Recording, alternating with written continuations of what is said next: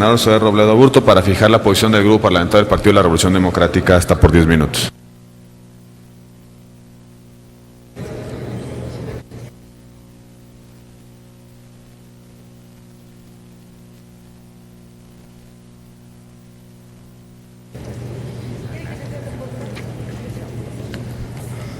Con su venia, senador presidente.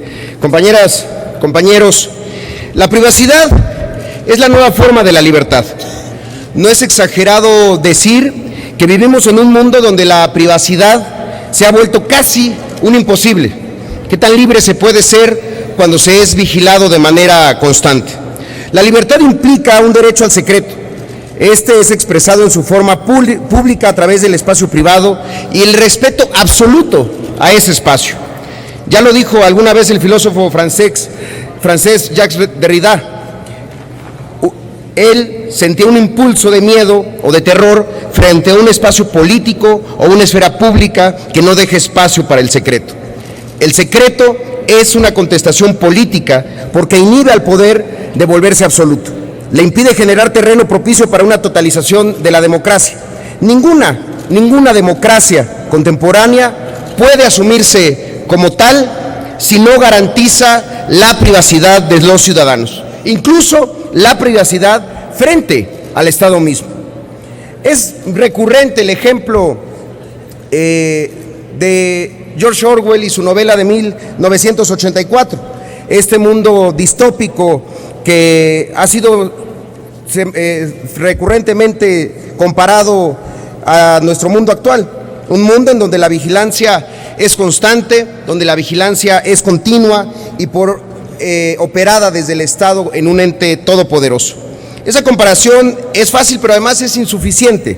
En la novela de Orwell, el poder constituido como el Gran Hermano vigilaba a todos los ciudadanos, y dentro de ese universo, la estructura de la vigilancia era sin duda la del panóptico, un punto único desde donde se podía observar todo. Una estructura de vigilancia centralizada y dirigida. Por eso, a diferencia de 1984, la vigilancia en un mundo actual no está centralizada. El gobierno no es la única entidad capaz o dispuesta a invadir la privacidad de los ciudadanos. El mundo del Big Data ha vuelto la recolección de información una actividad económica altamente redituable. Por ello es que la metáfora orwelliana se queda corta. El mundo contemporáneo no tiene un gran hermano, tiene cientos de miles de grandes hermanos.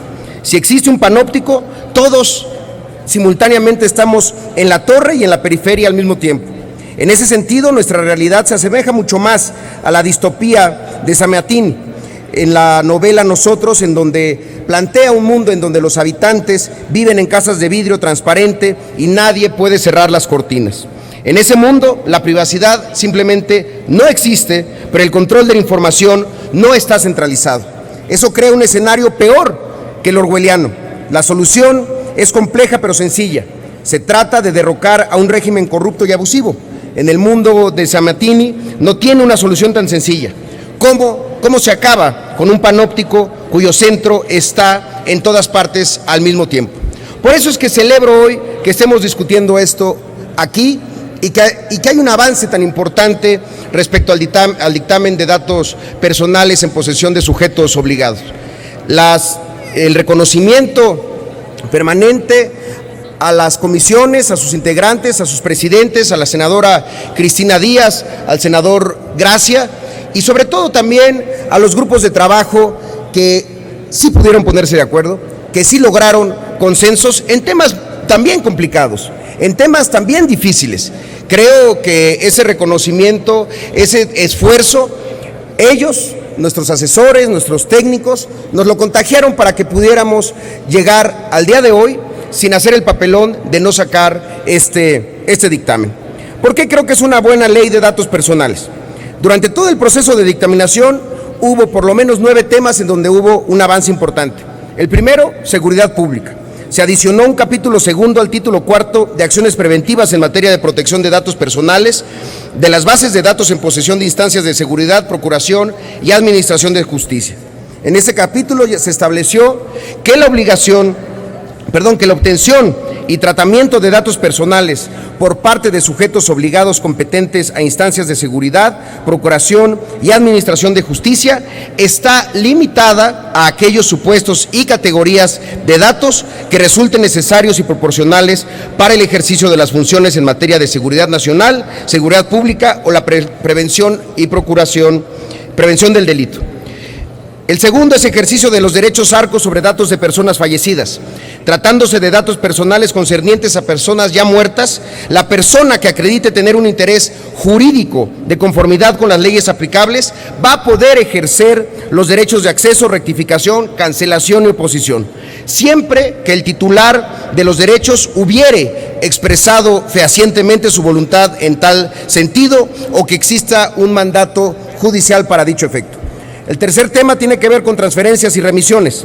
El responsable no solo podrá transferir o hacer remisión de datos personales fuera de territorio nacional cuando el tercero receptor o el encargado se obligue a proteger los datos personales mínimamente conforme a los principios y deberes que establece el orden jurídico mexicano. Cuarto, principio de lealtad. El responsable no deberá obtener y tratar datos personales a través de medios engañosos o fraudulentos, privilegiando la protección de los intereses del titular y la expectativa razonable de privacidad. 5. Principio de información.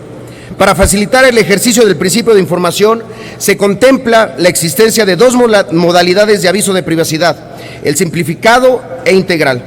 El primero debe ser un documento de sencilla lectura que permita al usuario tener la información más relevante sobre el tratamiento de sus datos. El otro, el integral, es un documento que incluye todos y absolutamente todos los pormenores de ese tratamiento. Sexto, evaluación de impacto. Se establece que cuando se pretenda poner en operación o se pretenda modificar políticas públicas, sistemas, plataformas informáticas, aplicaciones electrónicas o cualquier otra tecnología que a su juicio y de conformidad con esta ley implique el tratamiento intensivo y relevante de datos personales, la autoridad deberá realizar una evaluación de impacto para valorar los efectos reales respecto de determinado tratamiento de datos personales para identificar y mitigar posibles riesgos relacionados con los principios, deberes, derechos de los titulares, así como los deberes de los responsables y los encargados. Séptimo, medidas precautorias de verificación. El instituto o los organismos garantes podrán ordenar medidas cautelares si del desahogo de la verificación se advierte un daño inminente o irreparable en materia de protección de datos personales, siempre y cuando no impida esto el cumplimiento de las funciones ni el aseguramiento de bases de datos de los sujetos obligados. Estas medidas solo podrán tener una finalidad correctiva y además será temporal hasta entonces los sujetos obligados lleven a cabo las recomendaciones hechas por el instituto o los organismos garantes según corresponda. Y lo mismo ocurre en el tema de evaluación de impacto en la participación del órgano autónomo. Finalmente, octavo, las medidas compensatorias. Se prevé también mecanismos alternos para dar a conocer a los titulares el aviso de privacidad a través de su difusión por medios masivos de comunicación u otros de amplio alcance, cuando resulte imposible dar a conocer al titular el aviso de privacidad de manera directa o ello exige esfuerzos desproporcionados. Y noveno y último, la ley establece en el tema de designación del oficial de datos que se podrán designar a un oficial de protección de datos personales especializado en la materia, quien formará parte de la unidad de transparencia y auxiliará al responsable en las atribuciones del tratamiento de datos. Quienes sí estuvimos ahí, quienes estuvimos trabajando, quienes logramos estos avances, consideramos que esta es una buena ley, que es una ley que permite que la democracia mexicana crezca en este grave y tan importante tarea que es la protección de los datos personales. A través de toda la historia ha habido grandes igualadores sociales. La religión, que nos hizo a todos pecadores, las leyes, que nos hizo a todos ciudadanos frente al Estado, la democracia, que hizo que nuestra voz valiera igual con las elecciones. Y ahora lo es también el Internet, como una red interminable de conocimiento a la disposición de las personas en todo momento y en todo lugar. Hoy el Internet plantea un reto a la democracia. El reto de nuestra democracia en el siglo XXI será impedir que la religión se convierta en fanatismo, que nuestras leyes se conviertan en letra muerta, que la democracia se convierta en un juego para los cínicos y los corruptos y que el Internet se convierta en una red de vigilancia y una red de control que transgreda la esfera privada de los ciudadanos. Para eso es esta ley. Por eso tenemos que hacer dos cosas: que los que nos observan lo hagan desde una casa de cristal y que la privacidad siga siendo protegida. Que esto sea lo que diferencie, lo que significa entre vivir una democracia y un Estado que no lo es. Es cuanto, señor presidente. Muchas gracias.